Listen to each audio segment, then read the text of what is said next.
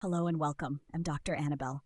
Today we're addressing one of the most common, yet rarely spoken about topics in men's health, penis size. It's a question countless men have wondered about in silence, sometimes for years. Am I normal? If you've ever had that thought, you are far from alone. Millions of men quietly live with doubts shaped by myths, misinformation, and a shortage of genuine science-based facts. These doubts can slowly chip away at confidence, impact intimacy, and even damage self-esteem. So today, we're cutting through the noise, myth versus science, fantasy versus biology, and giving you practical, fact-based tools to improve how you look, how you feel, and how you perform, no matter your age. Why this matters. For many men, penis size isn't just a random curiosity. It becomes tied to identity and self-worth. From teenage years onward, our ideas of normal are shaped by distorted influences, adult films, locker room chatter, cultural exaggerations. But here's the problem. None of those are reliable measures of reality. A large study published in the British Journal of Urology International analyzed over 15,000 men worldwide. More than 90% fell into the normal size range. Yet surveys show up to 60% of men feel dissatisfied with their size. Why? Because comparison often starts young, usually with early exposure to adult content, which is staged for maximum visual effect. Actors are chosen for above-average size, filmed from strategic angles, enhanced with lighting, editing, and sometimes even digital alterations. That false image becomes your reference point, and it sticks. The role of comparison. Add in locker room teasing, bragging, or gossip, and suddenly an average healthy body can feel inadequate. Here's the truth. When women are surveyed, only about 5 to 10% say size is very important in a partner. Most value emotional connection, confidence, and presence, but no one taught you that in school. Not your teachers, not your doctor, and certainly not the media. So let's change that today. Measuring the right way. Before talking about averages, we need to measure correctly. Here's the catch. Most men don't.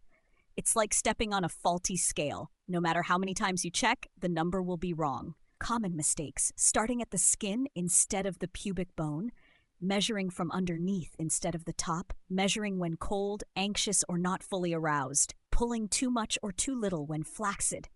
In medical studies, we use flaccid stretched length, a reliable estimate of true erect size.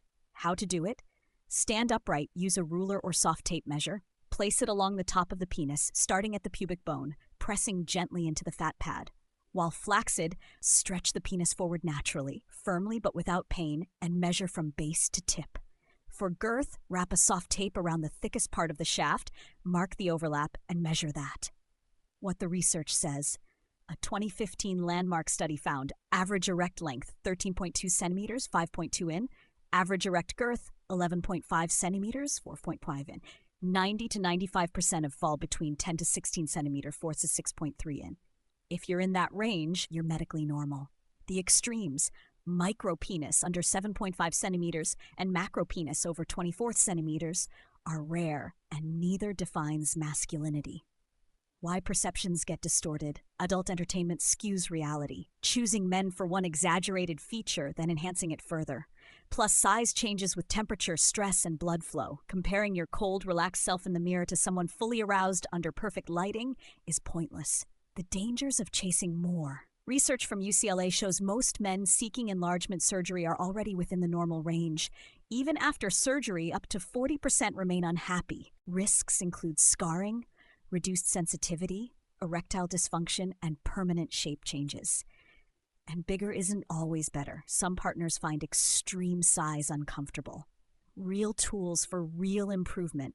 1. Reduce fat around the pubic area. Extra fat can make the penis look shorter. Lose 2 inches from your waist and you can reveal up to 1.2 centimeters of visible length. 2. Boost circulation. Better blood flow means better fullness. Eat nitrate-rich foods. Beets, spinach, arugula. Stay hydrated. Quit smoking and consider L-citrulline or L-arginine under medical supervision. 3. Optimize hormones. Testosterone drives libido, circulation, and tissue health. Get a hormone panel, total and free testosterone, SHBG, estradiol, and improve naturally with sleep, strength training, more zinc, less alcohol. 4. Stop comparing, start connecting. Confidence and presence matter more than numbers. 5. Seek professional guidance before enhancement. If your concerns are rooted in insecurity, therapy can help far more than surgery.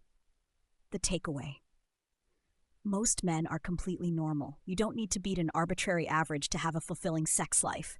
What matters is understanding your body, respecting it, and building healthy habits. When you stop obsessing over measurements and focus on overall health, everything improves: performance, confidence, relationships. So ask yourself, what's more powerful, chasing a number or mastering your health and self-assurance? You already know the answer. This is Dr. Anabel, reminding you, you were never too small. You were simply never given the truth.